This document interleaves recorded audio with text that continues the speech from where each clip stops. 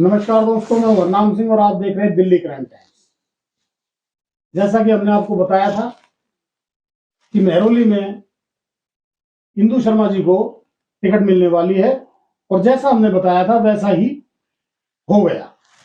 अब मेहरौली में इंदु शर्मा जी चुनाव लड़ रही हैं, जो कि मनोज शर्मा की पत्नी है। मनोज शर्मा जी पिछले 25 से 30 वर्षों से लगातार मेहरौली में काम करते हैं पार्टी के लिए। इन्होंने पार्टी को यहाँ पर खड़ा किया है और एक बार मनोज शर्मा जी चुनाव भी लड़ चुके हैं, जैसा कि हमने आपको पहले बताया था। क्योंकि अब इंदु शर्मा जी उम्मीदवार हैं इस क्षेत्र से और शर्मा जी उनके साथ में काम कर रहे हैं जिताने के लिए, इस सीट को निकालने के लिए। दोनों ही पति पत्नी पूरी जी जान से काम कर रहे हैं, तो हम उनसे बात करेंगे। शर्मा जी, स्वागत है आपका दिल्ली क्राइम टाइम्स में। तो शर्मा जी, पहले तो आप मुझे ये बताइए कि ये जो चुनाव चल रहा है इसमें आपके क्या मुद्दे हैं? हमारे मेहरौली के अंदर अगर आप सबसे पहले मुद्दा देखेंगे तो बहुत सड़कें टूटी हुई हैं, जिसमें बहुत से हमारी महिलाएं और जो पुरुष हैं, हमारे बच्चे हैं, वो गिर जाते हैं, जिससे उनको कईयों को चोट भी पहुंचती है। सबसे पहला मुद्दा हमारा रहेगा गलियों को दुरुस्त कराने का, सड़कें दुरुस्त कराने का। दूसरा मुद्दा हमारे मेहरौली में मल्टी लेवल पार्किंग की एक व्यवस्था हम करेंगे। उसको 3 मल्टी लेवल पार्किंग कम से कम अलग अलग विभिन्न क्षेत्रों में शुरुआत में उसको बनवाएंगे, बाद में उसकी अगर और संख्या जरूरत पड़ेगी तो और बढ़ाएंगे उसको। तीसरा मुद्दा हमारा रहेगा मेहरौली का जो हॉस्पिटल है। अगर यहाँ कोई रात को इमरजेंसी पड़ जाती है किसी को, तो उसको मदन मोहन मालवीय भागना पड़ता है। हमारा मुद्दा रहेगा कि मेहरौली में कम से कम ओपीडी जो है, एक जनरल फिजिशियन जो है वो 24 घंटे यहाँ पर बैठे, ताकि ऐसा नहीं कि एक बार चला जाए उसके बाद आदमी या तो भगवती में जाएगा तो कई हजार रुपए प्राइवेट में जाएगा तो बिल भर देगा, या उसको मदन मोहन मालवीय जाना पड़ेगा, एम्स जाना पड़ेगा, तब तक उसका कोई दुर्घटना हो सकती है। तो हमारा एमसीडी का जो हमारा प्राइमरी हेल्थ सेंटर है पीएचसी के अंदर, उसके अंदर हम डॉक्टर की व्यवस्था 24 घंटे रहने की व्यवस्था यहाँ पर करेंगे। और चौथा हमारा मुद्दा अल्टरनेटिव रोड का, जो अल्टरनेटिव निकासी का। हमारी जो मेहरौली में अभी 2 निकासियां बहुत कंजेस्टेड है और वहां से लोग निकलने में बहुत दिक्कत उनको महसूस होती है। जो ये हमारे प्रिंस पब्लिक स्कूल है, इससे सीधा एक रास्ता देवभूमि उद्यान के अंदर से होता हुआ सीधा वसंत कुंज टी पॉइंट पर जाकर निकलेगा, ताकि वहां का ट्रैफिक सुचारू रूप से जा सके, कुमार प्रजापति कॉलोनी के वहां से उसको ना जाना पड़े। ऐसी व्यवस्था हम इधर के करेंगे। और डेसू रोड से कटवाड़े सराय की का जो संजयवन के अंदर से रिज मैनेजमेंट बोर्ड से बात करके, डीडीए से बात करके, या तो जेएनयू पे निकले या फिर लाड़ूसराय की तरफ निकले। तीसरा व्यवस्था बस स्टैंड के अंदर से, बस हमारे पूर्व में योगेंद्र शास्त्री जी मेहरौली के विधायक रहे हैं, उनसे भी मेरी बात चली है। अभी वो थोड़ा चुनाव में व्यस्त हैं। उनसे मैं बात करने के बाद उन्होंने एक मास्टर प्लान बनाया था, वो एक बार देखता हूँ कि बनाया था या चुनावी वो था, तो उनसे एक बार बात करके मैं 212 करोड़ रुपए उन्होंने अलॉट भी कराए। जी, वो अपने वो काम करने में बहुत लोकप्रिय विधायक मेहरौली के रहे हैं। वो मेरा उनसे अच्छा संबंध है, मेरे अच्छे।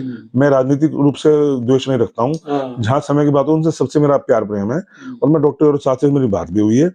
मैं उससे उनकी मदद लेकर उनका पुराना जो कोई भी उन्होंने कुछ स्कीम पास कराई, वो स्कीम मैं ले लूंगा और अपने सांसद जी के माध्यम से, दिशा कमेटी का मैं सदस्य हूँ, उसके माध्यम से, नगर निगम के इंदु जी के माध्यम से उस रोड को, जो हमारा बस स्टैंड के अंदर से कुतुब मीनार के वहां से निकलेगा, हम कम से कम 3 अल्टरनेटिव रास्ते फिरनी रोड मेहरौली को देंगे, ताकि लोग जाम में ना फंस सके, बाहर की बार अंदर बाहर जा सके। एक तो हमारा ये मुद्दा रहेगा। चौथा मुद्दा रहेगा जहां झुग्गी वही मकान। जैसा कि आपने देखा गोविंदपुरी के अंदर मोदी जी ने 4000 झुग्गी की जगह 4000 फ्लैट मल्टी लेवल फ्लैट बना के उनको दिए हैं, जिसके अंदर वो आज एक कमरे, एक झुग्गी के बजाय 2 कमरे का उनको फ्लैट और बढ़िया सारी सुविधा युक्त उनको फ्लैट दिया गया है। ऐसा मेहरौली में हमारी गोसिया कॉलोनी है। हमारा उस गोसिया कॉलोनी के अंदर उनको, गोसिया कॉलोनी निवासियों को, वहां पर जहां वो रहते हैं वहीं पर एक मल्टी लेवल उनके लिए वो बन जाए, फ्लैट्स बन जाए, उनको फ्लैट की चाबी मिल जाए, अपने घरों में रह सके, उन पर जो तलवार लटकी हुई है वो तलवार हट जाए। ये भी हमारे एक प्रमुख मुद्दा रहेगा। और एक मुद्दा और हमारे बीच में है पूर्वांचल का छठ घाट, जो अभी हमें संघर्ष करना पड़ता है। अब छठ पूजा तो करते हैं पर बड़े संघर्ष के साथ करते हैं। कभी डीडीए वालों से बात करते हैं, कभी किसी और से बात करते हैं, कोई कंप्लेंट कर देता है, उससे हमारे पूर्वांचल वासी बहुत ज्यादा हतोत्साहित होते हैं।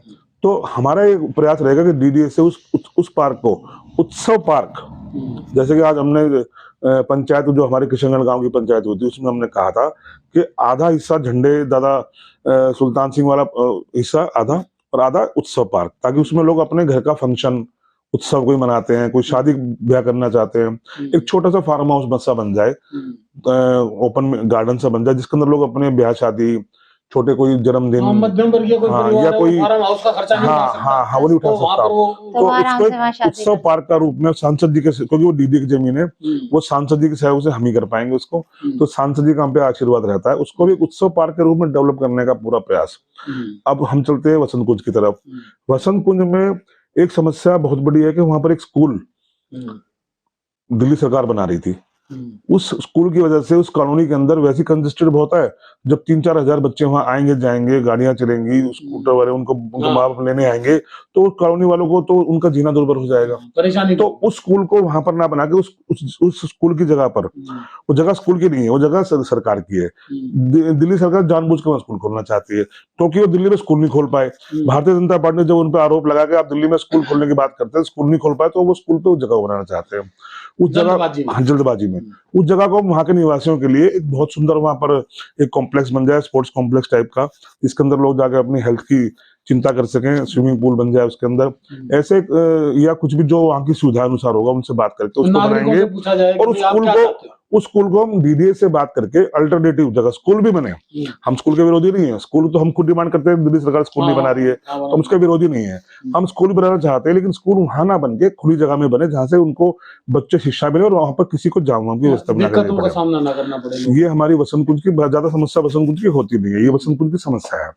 और किशनगढ़ में जहां तक बात है, वहां पर हम चौपालों का सौंदर्यीकरण, जो चौपालें जर्जर व्यवस्था के अंदर पड़ी हुई है, उनका पूरा सौंदर्यीकरण करने का, और उसके अंदर अच्छे से लोग बैठ के वहां हुक्का पी सके गांव के लोग, और अपनी बात रख सकें, क्योंकि आजकल बच्चों के पास जो नई पीढ़ी के बच्चे हैं, वो सोशल मीडिया पर उस पर उनको ज्ञान आता है, उस पर वो सामाजिक ज्ञान नहीं मिल पाता उनको, जो पहले बड़े बूढ़े हमारे बैठ के घोके में बैठ के शिक्षा दिए करते, वो चीजें अब रही नहीं वहां।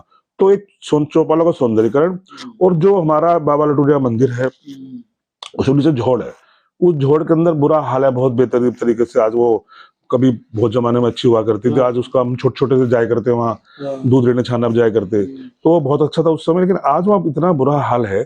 आज मैं पंचायत में था तो पंचायत का इतना भरपूर सहयोग मिला हरनाम भाई, वहां पर आप पूरे गांव के हर पाने के लोग थे, 36 बिरादरी के लोग वहां थे, गांव की सरदारी थी, गांव नाम पूरा था वहां पर, इतना बढ़िया स्वागत उन्होंने हमारे किया वहां, लेकिन हमें उस स्वागत का भी अब कर्जा उतारना पड़ेगा, जो उस गांव ने, जो हमारे गांव ने हमारे ऊपर वो रखा है, विश्वास जताया है, उस विश्वास को हम खरा उतरने का पूरा प्रयास करेंगे। इसके लिए हम दिन रात जी तोड़ मेहनत करनी पड़ेगी, हम उसको भी पूरा करने का प्रयास करेंगे। बाकी समस्याएं तो रोज आती जाती रहती है। नाली एक चीज और रहेगी, मेहरौली में 7 साल से दिल्ली के अंदर आम आदमी पार्टी की सरकार है, 7 साल आज हो गए, और 7 साल से मेहरौली के अंदर आम आदमी पार्टी के विधायक है, लेकिन मैं विधायक जी के विषय में कुछ नहीं कहना चाहता, मैं तो आम आदमी पार्टी की कार्यप्रणाली के बारे में कहना चाहता हूँ, जो कहते हैं कि हम जो बहुत कुछ करते हैं। आप मेहरौली में आकर देखिए, सीवर व्यवस्था बिल्कुल जर्जर है, सीवर व्यवस्था बिल्कुल कहीं है ही नहीं, उसकी सीवर ना होने की वजह से नालियों में पानी बह रहा है। तो 210 करोड़ रुपया जो शास्त्री जी ने सैंक्शन कराया वो कहाँ गया?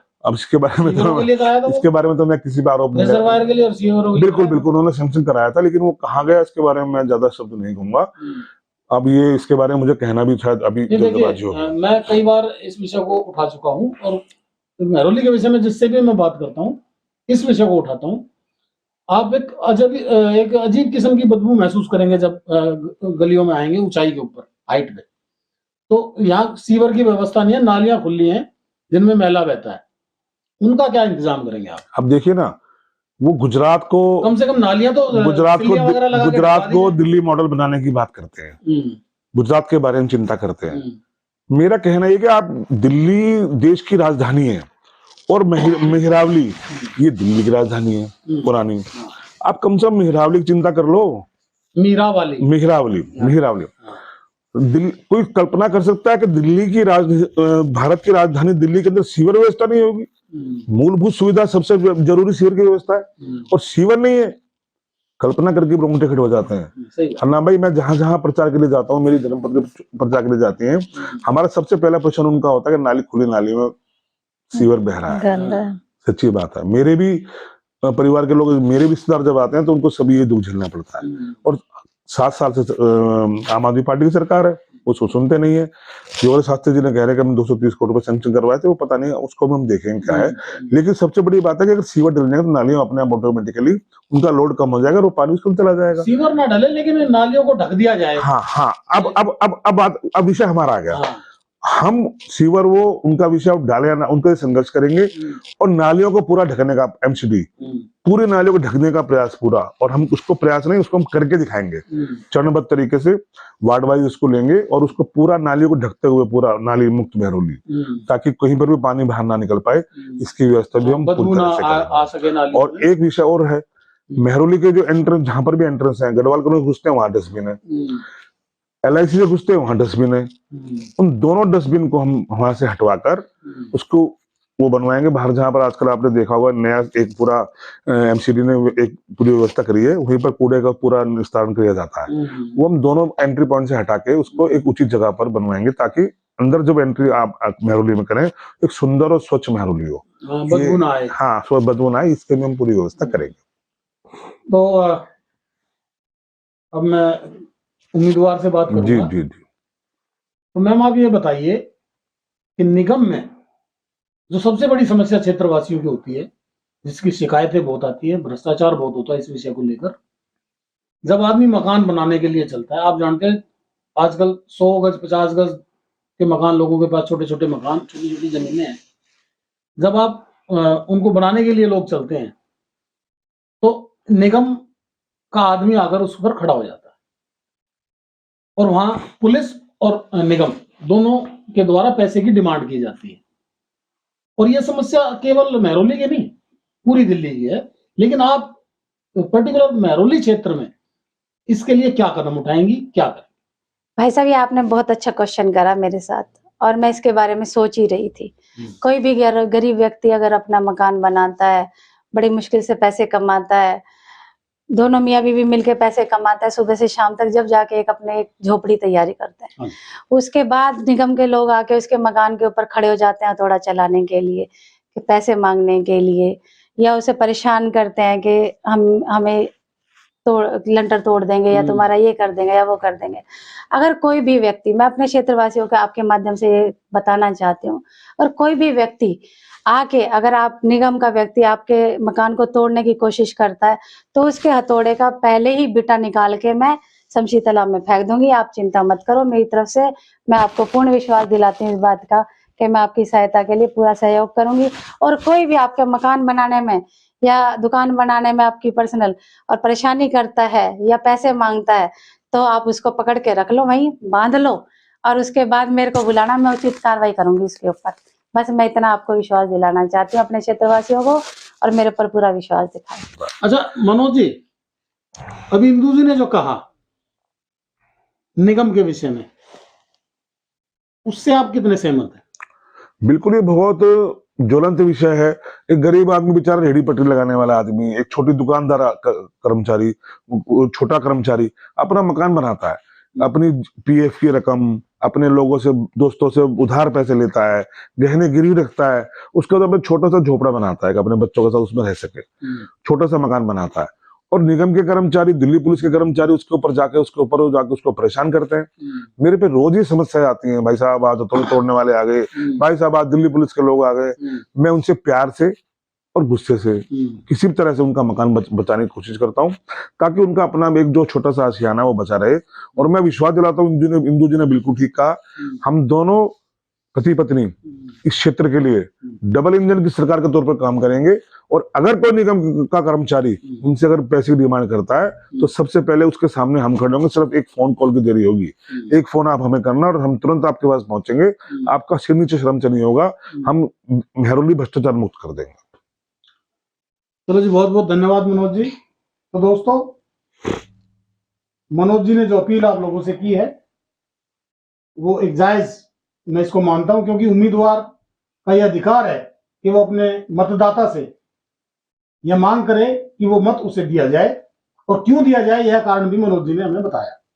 दोस्तों, इसी के साथ मैं आपसे इजाजत लेता हूं। मैं हरनाम सिंह, दिल्ली क्राइम टाइम्स के लिए मेहरौली से। नमस्कार, धन्यवाद, जय हिंद।